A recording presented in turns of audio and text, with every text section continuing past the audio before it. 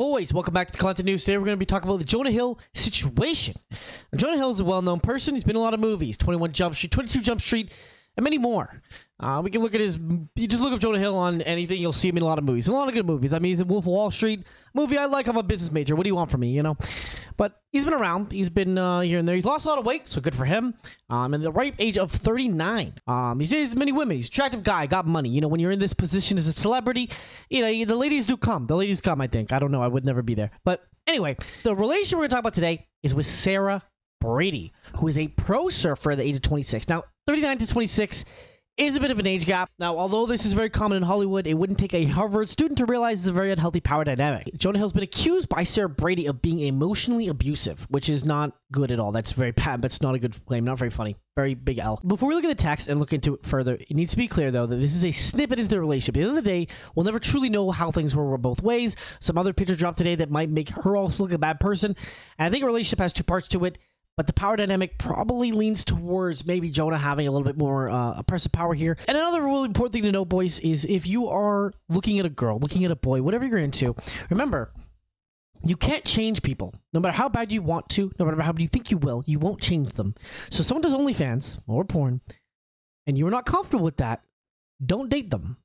If someone does surfing, for example, and they post pictures of them in a bikini, because, you know, that's what you do when you're surfing, and you're not comfortable with that, don't date them. It's really simple. Just if you can't rock with someone's life before you get with them, you're not going to change them. You're not going to save them.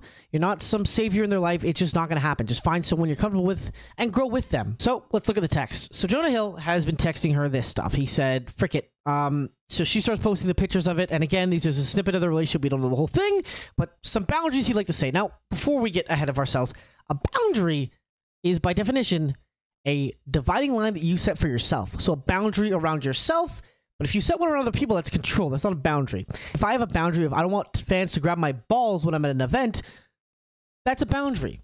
If I go, I don't want fans to smile near me at events, that's probably not a boundary. That's kind of me controlling that. You see how the difference is there? You know,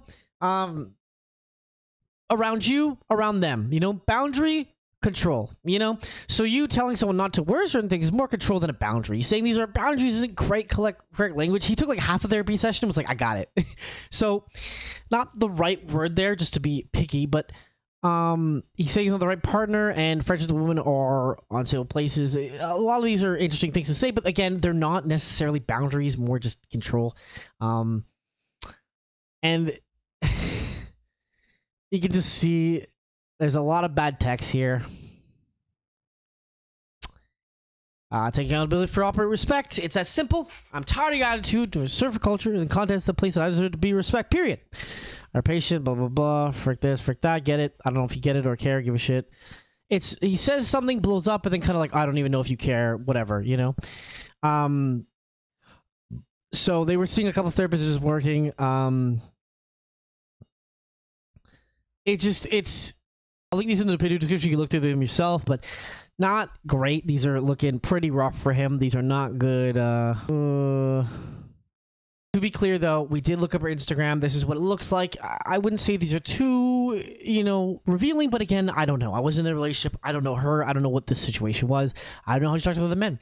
But there was a post related to it saying that maybe, there's a good meme about it, but there is a post talking about how it could potentially be the other way around too, saying that maybe I do think violating someone's privacy like this is kind of weird.